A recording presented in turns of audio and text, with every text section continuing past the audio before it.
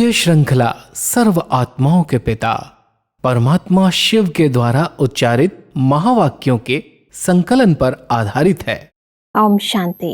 Godlywood studio द्वारा प्रस्तुत अमूल्य रत्न में आप सभी का हार्दिक स्वागत है। भक्ति में कमल पुष्प का बहुत अधिक महत्व है। देवी देवताओं के हस्तों में, उनके आसन में कमल का पुष्प दिखाते हैं। देवी देवताओं का वंदन कीर्तन करते समय भी उन्हें कमल नयन, कमल हस्त, कमल चरण कहकर उनको संबोधित किया जाता है। कमल पुष्प की इस महिमा को आज हम ईश्वरीय महावाक्यों द्वारा गहराई से समझेंगे और इन महावाक्यों के स्पष्टीकरण के लिए हमारे मध्य हैं प्रजापिता ब्रह्मा कुमारीज ईश्वरीय विश्वविद्यालय के वरिष्ठ राजयोगी शिक्षक आदरणीय राजू भाई साहब। भाई साहब, आपका आज के एपिसोड में बहुत बहुत स्वागत है। ओम शांति। तो सब आज हम बात कर रहे हैं 12 जून 1977 के महावाक्यों पर, जिसका टॉपिक है कमल पुष्प समान स्थिति ही ब्राह्मण जीवन का श्रेष्ठ आसन है। परमात्मा कहते हैं कि सदा ब्राह्मण जीवन का श्रेष्ठ आसन कमल पुष्प समान स्थिति में स्थित रहते हो। ब्राह्मणों का आसन सदा साथ रहता है, तो आप सब ब्राह्मण भी सदा आसन पर विराजमान रहते हो। कमल पुष्प समान स्थिति अर्थात सदा हर कर्मेंद्रियों द्वारा कर्म करते हुए भी इंद्रियों के आकर्षण से न्यारे और प्यारे, सिर्फ स्मृति में न्यारा और प्यारा नहीं, लेकिन हर सेकंड का सर्व कर्म न्यारे और प्यारे स्थिति में हो। बस अब इस स्थिति को थोड़ा और स्पष्ट करें। कमल आसन जो दिखाया गया है देवी देवताओं को, वास्तव में संगम युगी ब्राह्मण आत्माएं जो पुरुषार्थ करती हैं, वो कर्म करते हुए कर्म के भान से न्यारी रहें, कर्मेंद्रियों से कर्म कराएं, लेकिन कर्तापन का भान न रहे, कर्म कोई उनको अपने आप में लिप्त न कर ले। इसलिए परमात्मा ने कहा है कि ब्राह्मणों का, जो संगम योगी पवित्र आत्माएं ब्राह्मण बनते हैं, उनका आसन ही कमल आसन है। जी। कर्म करते हुए भी न्यारे और प्यारी स्थिति। न्यारा माना किनारा नहीं, कर्म कर रहे हैं लेकिन उसके भान में, उसमें लिप्त होकर के नहीं कर रहे हैं। जी। स्थिति बहुत प्यारी है, हलचल वाली स्थिति नहीं है। जी। तो अगर ये बैलेंस है कर्म में, कर्म और योग का बैलेंस है, तो वो कहेंगे इनकी स्थिति कमल आसन के समान है। जी। हलचल में नहीं आते, कर्म कर रहे हैं, कर्तापन का भान भी नहीं है, कराने वाला करा रहा है। तो परमात्मा कहते हैं कि कोई भी पारिवारिक जीवन में या आश्रम के अंदर रहते हुए सेवाएं जो मिल रही हैं, उन सेवाओं को ऐसे करो जो सेवाएं आपको अपने बंधन में बांध न लें। जी। कर्म तो करना ही है, लेकिन कर्म करते हुए कर्तापन का भान न रहे, न्यारी और प्यारी स्थिति रहे, उसको ही कहते हैं कमल आसनधारी। परमात्मा कहते हैं कि इसी का यादगार आप सबके गायन में अब तक भी भक्त हर कर्मेंद्रिय के प्रति महिमा में नयन कमल, मुख कमल, हस्त कमल कहकर गायन करते हैं। तो यह किस समय की स्थिति का आसन है इस ब्राह्मण जीवन का? अपने आप से पूछो। हर कर्मेंद्रिय कमल समान बनी है, नयन कमल बने हैं, हस्त कमल बने हैं। कमल अर्थात कर्म करते हुए भी विकारी बंधनों से मुक्त। कमल आसन पवित्रता का भी प्रतीक है। इसलिए अगर पवित्र दृष्टि है, मुख से बहुत मधुर सम्मानजनक बोल निकल रहे हैं और हाथों से श्रेष्ठ कर्म हो रहे हैं, तो इसी को ही कहेंगे कि इनके नयन कमल, इनका मुख कमल, इनके हस्त कमल। माना ये कमल शब्द जो है संज्ञा दी है पवित्रता की निशानी। तो इसलिए परमात्मा हम सबको जो पवित्र जीवन बना रहे हैं, पवित्र आत्माएं कर्म करती हैं, देखती भी सबको हैं, बोलती भी हैं, कर्म भी करती हैं, लेकिन उस कर्म में फंसती नहीं है। तो परमात्मा कहता है कि देखो, बोलो, करो सब कुछ, लेकिन करते हुए भी न्यारे रहो। तो न्यारापन, पवित्रता हम आत्माओं का एक वास्तविक स्वधर्म है। उस स्वधर्म में स्थित होकर के हम अगर कर्म करते हैं तो हमारी हर इंद्रिय कमल आसन के समान बन जाती है। जी। परमात्मा कहते हैं कि देख भी रहे हैं, लेकिन देखते हुए भी नयन कमल वाले देह के आकर्षण के बंधन में नहीं आएंगे। जैसे कमल जल में रहते हुए जल से न्यारा अर्थात जल के आकर्षण के बंधन से न्यारा, अनेक भिन्न भिन्न संबंध से न्यारा रहता है। कमल के संबंध भी बहुत होते हैं, अकेला नहीं होता है, प्रवृत्ति मार्ग की निशानी का सूचक है। ऐसे ब्राह्मण अर्थात कमल पुष्प समान बनने वाली आत्माएं प्रवृत्ति में रहते, चाहे लौकिक चाहे अलौकिक, साथ साथ किचड़े अर्थात तमोगुणी पतित वातावरण में रहते हुए भी न्यारे। प्रवृत्ति में कोई भी कर्म करें, परिवार को संभालना है, क्योंकि कमल के साथ बहुत सारा उनका परिवार, कमल ककड़ी, कमल गट्टा, बहुत सारी चीज़ें जो जल के अंदर हैं, लेकिन खुद उससे न्यारा है। तो परमात्मा कहते हैं आप बच्चे अपनी प्रवृत्ति में, चाहे लौकिक प्रवृत्ति है चाहे अलौकिक प्रवृत्ति है, सबके साथ रहो, लेकिन रहते हुए भी उस प्रवृत्ति का, उस कीचड़ अथवा जल का प्रभाव आपके ऊपर ना आए, ऐसी पवित्र स्थिति बनाओ। तो जब हम आत्माएं पारिवारिक जीवन में प्रवृत्ति में रहते हुए भी उससे निर्लिप्त रहती हैं, तब हमें ये आसन प्राप्त होता है। तो हम सबको परमात्मा कहते हैं संगम युग पर आप ब्राह्मण आत्माएं प्रवृत्ति को छोड़ो नहीं, छोड़ करके उसे किनारा नहीं करो, लेकिन सबके साथ रहते हुए कमल आसन के समान, कमल फूल के समान न्यारे और प्यारे रह करके दिखाओ। परमात्मा कहते हैं कि जो गुण रचना में है तो मास्टर रचता में वही गुण है। सदा इस आसन पर स्थित रहते हो व कभी कभी स्थित होते हो। सदा अपने इस आसन को धारण करने वाले ही सर्वबंधन मुक्त और सदा योग युक्त बन सकते हैं। अपने आप को देखो, 5 विकार, 5 प्रकृति के तत्वों के बंधन से कितने % में मुक्त हुए हैं। लिप्त आत्मा हो व मुक्त आत्मा हो, ये खुद चेक करना चाहिए कि हम प्रवृत्ति में रहते, सब कार्य व्यवहार करते हुए कहीं किसी बंधन में बंधते तो नहीं हैं। जो कमल आसनधारी आत्माएं हैं वो सहज योग युक्त बन जाएंगी, क्योंकि कोई भी आकर्षण उनको अपनी तरफ खींच नहीं सकती। तो परमात्मा ये 2 निशानियां बता रहे हैं, एक तरफ वो बंधन मुक्त है और दूसरी तरफ उसका सहज योग युक्त है। तो जो योग युक्त है, बंधन मुक्त है, माना वो सबके बीच में रहते हुए भी लिप्त नहीं होता है, आकर्षण में आकर्षित नहीं होता है, वो सदा न्यारा रहता है। तो जो न्यारा रहेगा, कर्म करेगा, कर्म से न्यारा नहीं है लेकिन बंधन से न्यारा है। तो परमात्मा हम सब कहते हैं कि आप बच्चे सब कुछ कर्म करो, प्रवृत्ति निभाओ, संभालो, लेकिन संभालते हुए भी उसमें फंसना नहीं है, लिप्त नहीं हो जाना है। तो जितना आप अपने पारिवारिक जीवन में रहते हुए योग युक्त स्थिति बनाते, कर्म योगी बन करके कर्म करेंगे, उतना आपको कोई बंधन बांध नहीं सकता, आप बंधन मुक्त बनते जाएंगे। जी भाई साहब, कई बार इंसान को पता नहीं चलता कि वो बंधन में है, क्योंकि वो उन बातों में इतना लिप्त होता है कि उसे उसी में ही आनंद आ रहा होता है।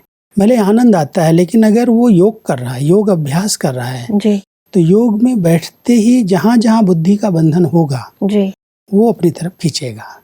क्योंकि बंधन में बंधी हुई आत्मा 1 सेकंड में इस देह से डिटैच नहीं हो सकती।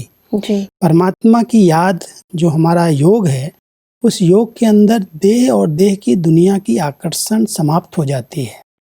कहीं पर भी बुद्धि का भटकना बंद हो जाता है, एकाग्रता आ जाती है। तो अगर ये राजयोग का वो अभ्यास कर रहा है तो उसको अपने सूक्ष्म बंधनों का बंधन पता चल जाएगा कि मैं आत्मा कहाँ कहाँ अभी तक बंधी हुई हूँ। लेकिन अगर वो अभ्यास ही नहीं करेगा तो उसके अंदर वो इतना लिप्त हो जाए, उसको कैसे पता चलेगा मैं बंधा हुआ हूँ। लेकिन बंधन हमेशा दुख देता है। अगर कहीं भी वो आत्मा बंधी हुई है तो कभी न कभी उसको दुख की फीलिंग जरूर आएगी, क्योंकि उसकी आकर्षण, उसका मोह उसको दुखी करेगा। जी, ऐसा परमात्मा कहते हैं कि आप सब ने परमात्मा से वायदा किया है कि सबको छोड़कर आपके ही बनेंगे, जो कहेंगे जैसे कराएंगे, जैसे चलाएंगे वैसे चलेंगे। वायदा निभा रहे हो, सारे दिन में कितना समय वायदा निभाते हो और कितना समय वायदा भुलाते हो। गीत रोज गाते हो, मेरा तो एक शिव बाबा दूसरा ना कोई। ऐसी स्थिति है, दूसरा कोई संबंध, स्नेह सहयोग व प्राप्ति, व्यक्ति व वैभव द्वारा बाप से किनारा करने वाला रहा है? कोई व्यक्ति व वस्तु जो बंधन मुक्त आत्मा को अपने आकर्षण के बंधन में बांधने वाली? जब कोई दूसरा नहीं तो निरंतर बंधन मुक्त और योग युक्त आत्मा का अनुभव करते हो। अब ये एक बहुत बड़ी मंजिल है कि हम रहें प्रवृत्ति के अंदर, गृहस्थ व्यवहार को संभालें, लेकिन रहते हुए भी कोई भी बंधन मुझ आत्मा को अपनी ओर खींचे नहीं। जी। अंदर का जो हमारा वायदा है, संकल्प है कि मेरा तो एक शिव बाबा, दूसरा न कोई, तो सबके बीच में रहते हुए जो संबंध है, जो संबंध में मोह है, स्नेह है, आकर्षण है, कोई भी दैहिक आकर्षण, देह, संबंध, पदार्थ आत्मा को आकर्षित न करें। आत्मा अपने इतने न्यारी और प्यारी स्थिति में, कमल समान स्थिति में रहे, जो सबके बीच में रहते हुए सर्व आकर्षणों से, बंधनों से मुक्त हो जाए। जब वो मुक्त होती जाएगी तो सहज योग युक्त बन जाएगी। उसकी निशानी दिखाई देगी कि रहते अपनी प्रवृत्ति के अंदर हैं, कार्य भी सब कुछ कर रहे हैं, लेकिन कोई कार्य या कोई भी संबंध इनको अपने बंधन में नहीं बांध रहा है। जी। जब इतनी न्यारी और प्यारी स्थिति बन जाएगी तो बंधन मुक्त, सहज योग युक्त बन जाएंगे। वैसे परमात्मा कहते हैं कि ब्राह्मण जीवन की विशेषता जानते हो? ब्राह्मण अर्थात सोचना, बोलना, करना सब एक हो, अंतर ना हो। तो ब्राह्मण जीवन की विशेषता कब धारण करेंगे? अभी व अंत में। इस बात को भी चेक करना चाहिए कि हम बोलते तो हैं मेरा तो एक शिव बाबा, दूसरा न कोई। जी। तो जो हम बोल रहे हैं वो प्रैक्टिकल हमारे कर्म में और संकल्पों में है। अगर सोचना, बोलना और करना तीनों समान नहीं है तो वास्तव में हम पक्के सच्चे ब्राह्मण ही नहीं हैं। तो परमात्मा हम सबके ब्राह्मण जीवन की विशेषता सुना रहे हैं कि जो कुछ आप कहते हो वो आपके प्रैक्टिकल जीवन में होना चाहिए, और प्रैक्टिकल जीवन में है तो सबके बीच में रहते हुए आप बहुत निर्लिप्त रहेंगे, न्यारे और प्यारे रहेंगे। तो देखना है कि ऐसे नहीं सोचो कि समय आएगा तो मैं बन जाऊंगा। कई बार ये हम कह देते हैं जी। समय आएगा तो हम सबसे न्यारे हो जाएंगे। जी। समय करा लेता है। समय परमात्मा कहते हैं आपकी रचना है। जी। और जब आप इस समय की वैल्यू को जानते हो तो समय को समझ करके कभी भी गफलत न करो।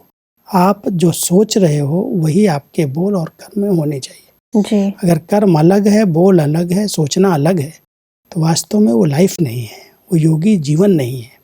इसलिए परमात्मा हमारा ध्यान खिंचवा रहे हैं कि समय पर आधारित नहीं हो जाओ, लेकिन समय के पहले अपने आप का परिवर्तन करो। जी। परमात्मा कहते हैं कि आप लोगों के पास भी जब म्यूजियम व प्रदर्शनी देखने आते हैं तो क्या कहते हैं? समय मिलेगा तो आएंगे, अभी हमको समय नहीं है। यह अज्ञानियों के बोल हैं, क्योंकि समय के ज्ञान से अज्ञानी है। लेकिन आपको तो ज्ञान है कि कौन सा समय चल रहा है। इस वर्तमान समय को कौन सा समय कहते हैं? कल्याणकारी युग अथवा समय कहते हो ना, सारे कल्प की कमाई का समय कहते हो। तो सब समय की इस वैल्यू को थोड़ा और स्पष्ट करें। संगम युग पर ये जो हम सबको समय मिला है, जी। हमारे पुरुषार्थ का पूरे कल्प का रिकॉर्ड भरने का समय है। क्योंकि जो कुछ हम इस समय बीज बो रहे हैं उसका फल पूरे कल्प में हम खा सकते हैं। जी। तो परमात्मा जब इस सृष्टि मंच पर आते हैं तो इस समय को वरदान मिल जाता है कि इस समय जो हम कुछ करेंगे वो केवल एक जन्म की प्रारब्ध नहीं है, पूरे कल्प के लिए हम नूंद रहे हैं। इतना श्रेष्ठ समय, कल्याणकारी युग, और इस कल्याणकारी समय में अगर हम इस समय पर आधारित हैं या समय को हम व्यर्थ कर रहे हैं, माना हमने समय के महत्व को समझा नहीं है। जी। तो ये बीज बोने का समय है, ये हमारे रिकॉर्ड भरने का समय है, ये हर समय कल्याणकारी समय है। इतना इस समय के महत्व को समझ करके हमें एक एक सेकंड सफल करना है, इसको व्यर्थ नहीं जाने देना है और समय पर नहीं छोड़ना कि समय आएगा तो हम कर लेंगे। परमात्मा कहता है अज्ञानी लोग तो समय को जानते ही नहीं है। आप बच्चे तो जानते हो कि वर्तमान समय कौन सा चल रहा है। ये परिवर्तन का समय है, सारी सृष्टि कलयुग से सतयुग में बदलने का समय है। और ऐसे समय में अगर आपने अलबेलेपन से सोच लिया समय आएगा तो बदल जाएंगे, तो परमात्मा कहता है समय तो आपकी रचना है, रचयिता बाप आपको श्रीमत दे रहा है तो समय के पहले आप अपने आप का परिवर्तन कर लो। इसलिए परमात्मा कहते हैं कि समय भी आपकी क्रिएशन है। क्रिएशन के आधार पर क्रिएटर का पुरुषार्थ हो, अर्थात समय के आधार पर स्वयं का पुरुषार्थ हो, तो उसे क्रिएटर कहा जाएगा। परमात्मा ने पहले भी सुनाया है, आप श्रेष्ठ आत्माएं सृष्टि के आधार मूर्त हो। ऐसे आधार मूर्त समय के व किसी भी प्रकार के आधार पर रहें तो अधीन कहेंगे व आधार मूर्त कहेंगे। आधार मूर्त आत्माएं जो हैं वो कभी किसी के अधीन नहीं हो सकती जी। तो हमें समय के भी अधीन नहीं होना है और किसी बातों के भी अधीन नहीं होना है। जी। हम आधार मूर्त और अधिकारी आत्माएं हैं। इस सोमान में रह करके समय को सफल करना है। कोई भी सेकंड हमारा व्यर्थ न जाए और कोई भी अपने अधीन न बना ले। कर्मेंद्रियां अधीन बना लेती हैं, समय अधीन बना लेता है, कोई व्यक्ति हमें अपने अधीन बना ले। परमात्मा कहता है आप अधिकारी बच्चे हो, आधार मूर्त हो, सबका उद्धार करने वाली आत्माएं हो, इस सोमान में रहो, किसी के अधीन नहीं होना है। जी।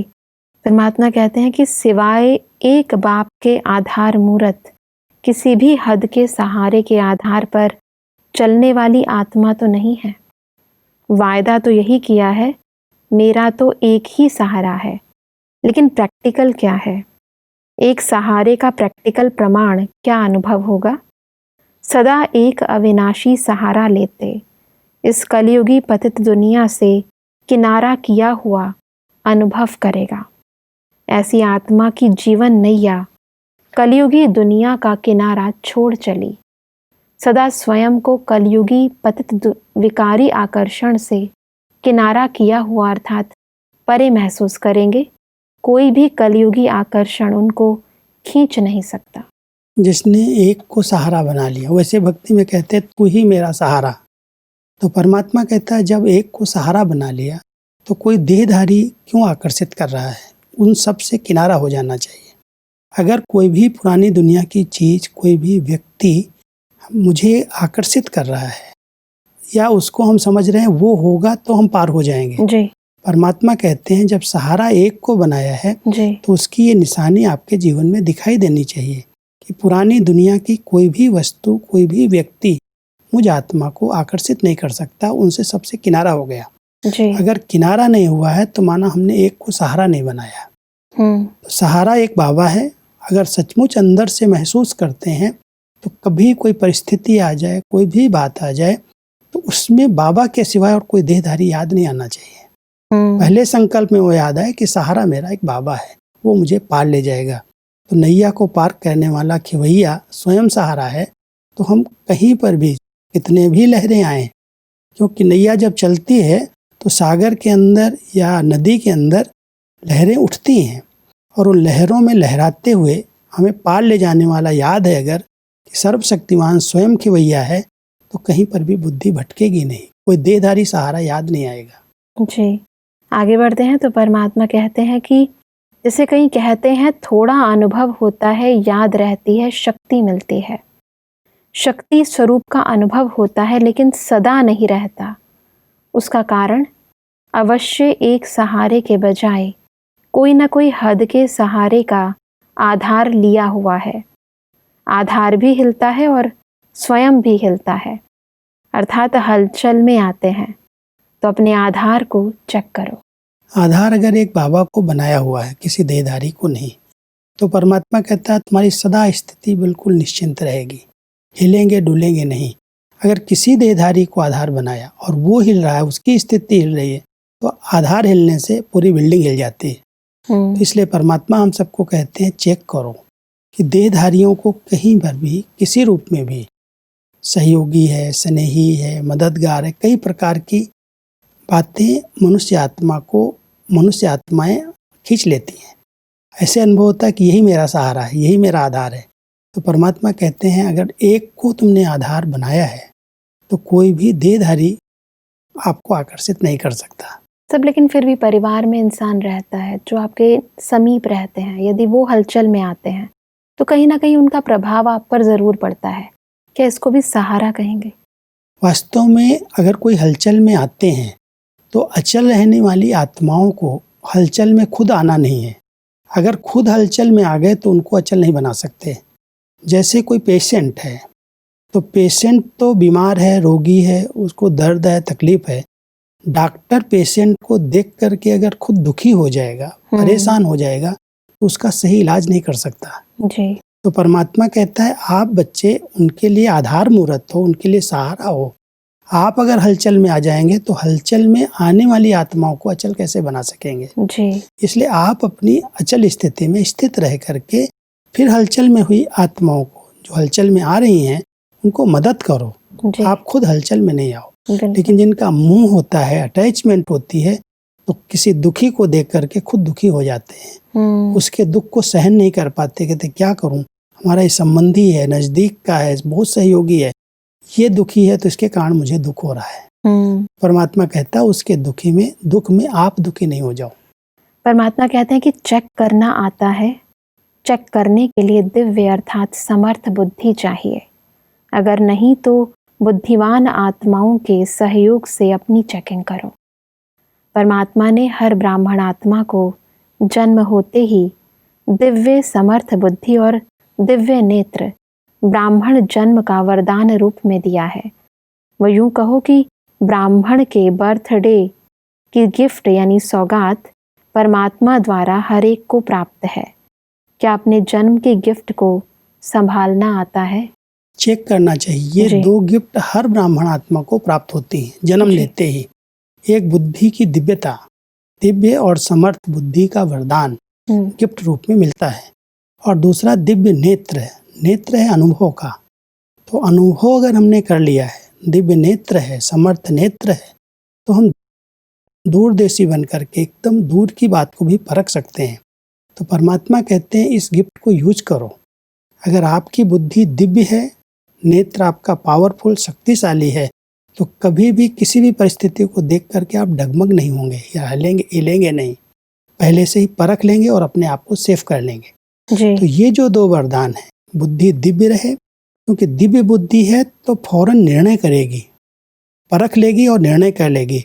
और किसी भी बात का अगर ठीक समय पर निर्णय कर लिया जाएगा तो पास होना बहुत सहज है जी। लेकिन अगर हम निर्णय ही नहीं कर पाते, हमारी बुद्धि जजमेंट ही नहीं कर सकती, ये राइट है या रॉन्ग है, ये करना चाहिए या नहीं करना चाहिए, माना हमारी बुद्धि उलझी हुई है, दिव्यता नहीं है जी। तो परमात्मा के द्वारा संगम युग पर हर ब्राह्मण आत्मा को गिफ्ट रूप में दिव्य नेत्र और दिव्य बुद्धि का वरदान मिलता है जी। और इस वरदान को हमेशा कार्य में लाने वाली आत्माएं कभी भी उलझती नहीं है, मूंझती नहीं है, घबराती नहीं है। पेपर आता है, उसको समझ करके सहज पार कर लेती है। बिल्कुल। और इसीलिए परमात्मा कहते हैं कि अगर सदैव इस गिफ्ट को यथार्थ रीति से यूज करो तो सदा कमल पुष्प समान रहो, अर्थात सदा कमल पुष्प समान स्थिति के आसन पर स्थित रहो। समझा क्या चेकिंग करनी है? तो सब आज हमने बहुत ही गहराई से कमल पुष्प की महिमा को कैसे अपने प्रैक्टिकल जीवन में लेकर आना है, उस विधि को समझा। फिर सब स्पष्टीकरण के लिए आपका बहुत बहुत धन्यवाद। दर्शकों, आज के एपिसोड में हमने समझा कि हम सभी को अपनी स्थिति को कमल पुष्प समान बनाना है, अर्थात कर्म करते कर्मेंद्रियों के आकर्षण से न्यारा और प्यारा रहना है। परमात्मा ने कहा कि ब्राह्मण जीवन की विशेषता है कि हमारा सोचना, बोलना और करना तीनों एक समान हो। परमात्मा ने कहा कि हम विश्व की आधार मूर्त आत्माएं हैं, ये सदा स्मृति में रखना है। किसी भी देहधारी को या देह के संबंधी को अपना आधार नहीं बनाना है, केवल एक परमात्मा को ही अपना आधार बनाना है। दर्शकों, आज के एपिसोड से संबंधित यदि आपके मन में कोई भी प्रश्न है तो आप हमें ईमेल कर सकते हैं। हमारा ईमेल आईडी है amulyaratna@kollywoodstudio.org। अगले एपिसोड में इन्हीं महावाक्यों को हम और आगे बढ़ाएंगे। तब तक के लिए लेते हैं इजाजत। ओम शांति। मुख्य सार: ब्राह्मण जीवन का श्रेष्ठ आसन कमल आसन। कर्मेंद्रियों द्वारा कर्म करते हुए भी इंद्रियों के आकर्षण से न्यारे और प्यारे। इस आसन को धारण करने से बंधन मुक्त और योग युक्त बन सकते हैं।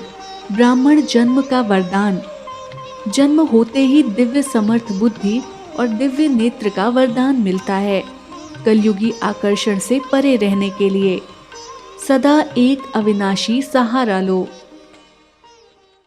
अधिक जानकारी के लिए संपर्क करें Amulya Ratan Godlywood studio, Manmohini Van, Shantivan post, Abu road 307510, district Sirohi, Rajasthan.